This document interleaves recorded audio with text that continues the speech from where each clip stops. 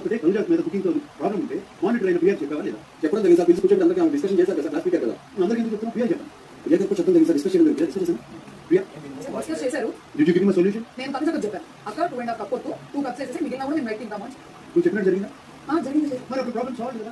Solve అయింది కదా sir. మరి సాల్వ్ అయిపోయిన తర్వాత డిస్కషన్ ఏంటి అంటున్నా? హరీష్ తనూజ మీద ఉన్న కోపంతో భరణి ఇమాన్యుల్ ఆడవాళ్ళు ఎట్లా అయ్యారు? వాళ్ళ ఆడవాళ్ళు నల్ల సార్. అంతే సార్. ఇమాన్యుల్ పాస్ చేయమని ఆడవాళ్ళు కాదు కదా. ఇద్దరు మగవాళ్ళు ఆడవాళ్ళు కదా పడిన చెప్పాను ఉంది. స్టూడియోలో ఆడియన్స్ ఉన్నారు ఇక్కడ.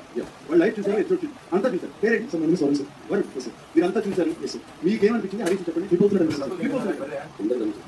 ఎలా ఫిట్ అవుతున్నాడు అంటే లైక్ ఒక పాయింట్ అనుకుంటే కమిషన్ అవ్వలేదు సార్. లైక్ ఫిట్ అవుతున్నాడు కాసేపు జనరల్ బేసిస్ అంటున్నాడు, కాసేపు అంటున్నాడు, కాసేపు అంటున్నాడు, స్ట్రాంగ్ ఉండిపోతుంది సార్. ఇందాక జనరల్ బేసిస్ అన్నారు సార్. ఫస్ట్ అందరికీ వెళ్ళి చెప్పాను. దాని తర్వాత ఇప్పుడు 2% నేను పాయింట్ తీసి కూడా వాళ్ళని ఇంట్రొడ్యూస్ మాట్లాడాను. ఓకే హరీష్, నేను ఇక్కడ ఉన్నది జస్ట్ కరెక్ట్. నేను ఒక ఇష్యూ మాట్లాడుతానంటే ఆడియన్స్ అది ఫీల్ అవుతున్నారు అని అర్థం.